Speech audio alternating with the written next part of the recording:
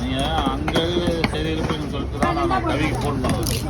2 கேரை வந்துச்சு 2 பேருக்கு. இது வந்து ஷார்ட்டாக இருக்கு.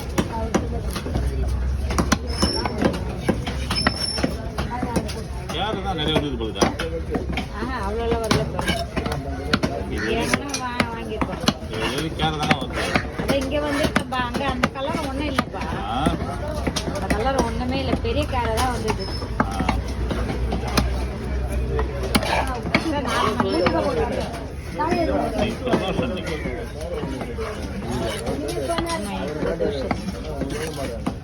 அந்த கருப்பு கொஞ்சம் நடுப்புல வெட்டிடுங்க. ஏன்னா வாங்க மாட்டேன்.